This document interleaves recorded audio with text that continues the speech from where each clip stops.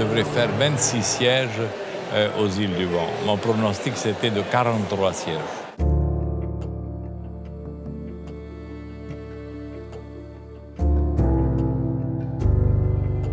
Les Polynésiens souhaitent peut-être l'indépendance de la Polynésie française.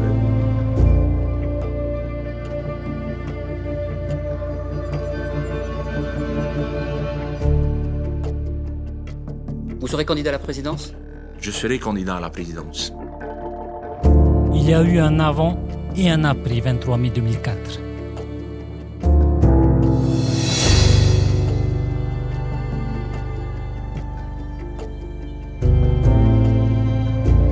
Retour sur ce taoui qui a marqué l'histoire de la Polynésie. Nous sommes en 2001. Le Tahoeraa vient de remporter les élections territoriales. Sans surprise, Gaston Flosse est élu président du gouvernement de Polynésie française. Pourtant, sur la photo prise sur le perron de la présidence, il manque un homme. Cet homme, c'est Patrick Posselier. Compagnon de Gaston Flosse depuis les années 70, il a été son ministre des Finances entre 1991 et 2001. Mais après les élections, Patrick Posselier a été brutalement remercié par le président Flosse. Patrick Posselier dira à propos de Gaston Flosse « Il ne supporte plus la contradiction, c'est pour ça qu'il m'a renvoyé ». Il faut dire qu'en 2001, Gaston Flosse est à son apogée. Un an plus tôt, il a inauguré la présidence, un palais dont le luxe n'a rien à envier à celui de l'Élysée. Il a aussi créé la compagnie aérienne Air Tahiti Nui et vient de commencer la construction de l'hôpital du Taoné. À l'époque, il a aussi son propre service de sécurité, ce sont les fameux GIP, ainsi qu'un service de renseignement, le service d'études et de documentation. En 2001, Gaston Flosse gouverne sans rencontrer d'opposition. Du côté de l'opposition, il faut d'abord regarder en direction du Taveuni Huiraatira, avec à sa tête Oscar Temaru. Il est maire de Fa'a depuis 1983. C'est la commune la plus peuplée de Polynésie. Avec 2 élus à l'Assemblée en 1986, puis 4 en 1991 et enfin 11 en 1996, le Taveuni ne cesse de progresser lors des élections. Ce qui fait dire aux indépendantistes qu'ils seront bientôt majoritaires en Polynésie. Sauf qu'en 2001, c'est la déception. Le Taveuni marque le pas, le discours indépendantiste ne convainc pas. L'opposition, c'est aussi le Feti'api, mené par Boris Leontiev. Ce parti propose une alternative autonomiste au Tahoeraa. Avec 7 sièges à l'Assemblée, le Feti'api apparaît comme la 3e voie entre le Tahoeraa et le Taveuni. Mais en 2002, Boris Leontiev disparaît avec 3 autres membres du Feti'api lors d'un accident aérien en mer. Il sera remplacé par Philippe Chil à la tête du parti. Mais le Feti'api ne se relèvera jamais vraiment de la disparition de son leader. Enfin, l'opposition est aussi au sein du gouvernement, avec Nicole Boutot, la ministre du Tourisme, qui démissionnera après un désaccord avec le président et qui créera plus tard son propre parti.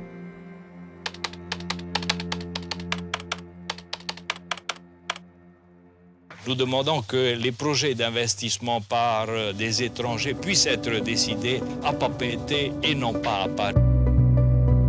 Il y a une constante chez Gaston Flosse. Dès son arrivée à la tête du gouvernement en 1982, il n'a eu de cesse de réclamer de nouvelles compétences et un nouveau statut pour la Polynésie. Le statut d'autonomie interne en 1984, qui lui permettra de devenir le premier président d'un gouvernement polynésien, le statut d'autonomie de 1996, puis en 2004, un nouveau statut accordé par le président de la République Jacques Chirac, un proche de Gaston Flosse. Le 27 février 2004, enfin, le texte est promulgué pour la Polynésie. Au dernier moment, Gaston Flosse introduit une nouvelle disposition électorale qui n'était pas prévue au départ, l'instauration d'une prime majoritaire pour la liste arrivée en tête dans chaque circonscription. Le 2 avril 2004, l'Assemblée de Polynésie française est dissoute par le Conseil des ministres à Paris. Le Tahoeraa est prêt, les candidats sont désignés, la machine électorale orange se met en route.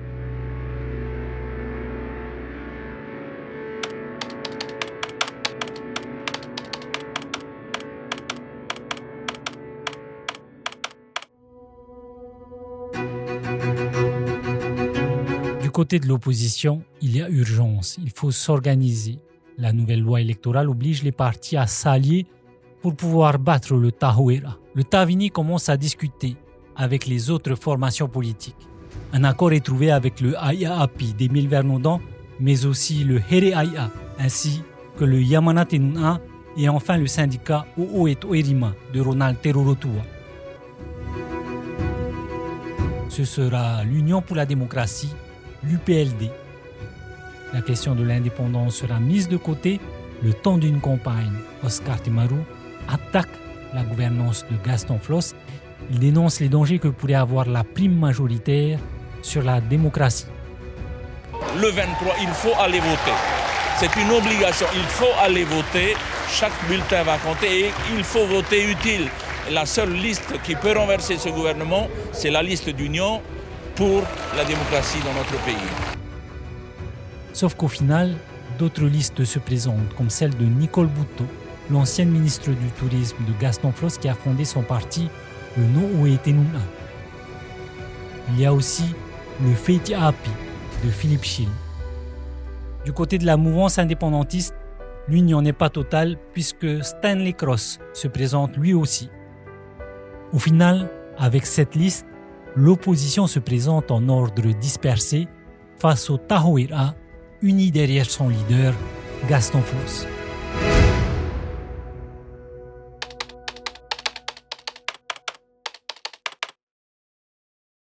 Lorsqu'Oscar Temaru sonne la cloche qui annonce l'ouverture des bureaux de vote, il est loin de se douter de la surprise qui se profile. D'ailleurs, personne ne croit réellement que la défaite de Gaston Flosse est possible. À la présidence, la fête pour les résultats s'annonce grandiose.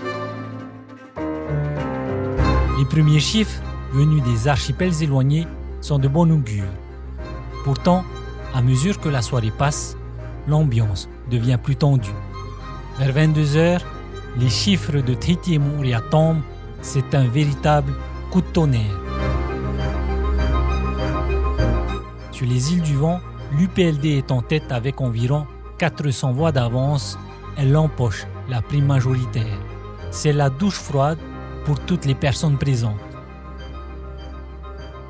À quelques kilomètres de là, le contraste est saisissant. C'est dans une salle de classe qu'Oscar Temaru découvre les résultats à la télévision. À 59 ans, il prend conscience qu'il peut devenir le prochain président de la Polynésie française. Mais avec 28 sièges, le parti Orange n'a pas perdu espoir. Il ne leur manque qu'une seule voix pour obtenir la majorité absolue. Sauf qu'en direct sur RFO, Nicole Bouteau annonce qu'elle ne donnera pas sa voix à Gaston Flosse. C'est historique, c'est une quasi-révolution. Donc j'ai besoin d'en discuter déjà avec mon équipe. Bien écoutez, voilà. Les sourires et les accolades ne trompent pas. Le Taoui est bien en marche.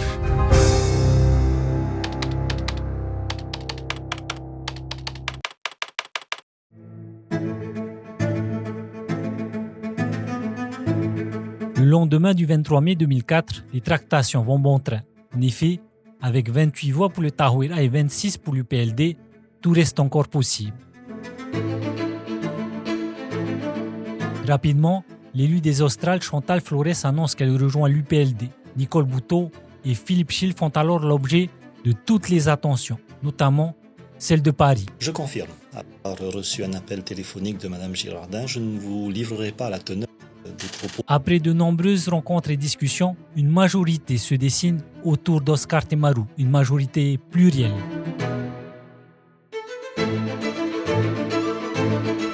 Encore faut-il que cette majorité se traduise au sein de l'Assemblée. Une première étape est franchie lors de l'élection du président de l'Assemblée le 3 juin 2004. Là encore, le Tahouira tentera une manœuvre en proposant le poste à Émile Vernodon. Sans succès, Anthony Géros est élu à la tête de l'hémicycle. Qu'est-ce qui s'est passé là? Qu'est-ce qui s'est passé? Alors là, en plus proposé par ce tyran là.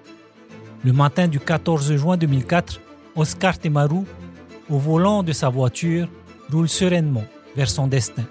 Les partisans de l'UPLD se sont rassemblés en masse sous le préau de l'Assemblée. Ils vont assister en direct à l'élection d'Oscar Temaru, qui s'apprête à devenir le premier président indépendantiste de la Polynésie française.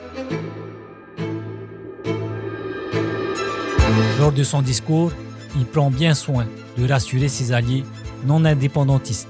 Je le réaffirme solennellement, la question de l'indépendance politique ne devra être posée que lorsque les conditions politiques, sociales et financières de la Polynésie le permettront. Ce jour-là, Oscar Temaru sera officiellement élu président de la Polynésie française. L'élu des Marquises, Jean-Alain Frébault, viendra conforter sa majorité plurielle comme des prémices de ce qui se dessine pour les 10 années à venir.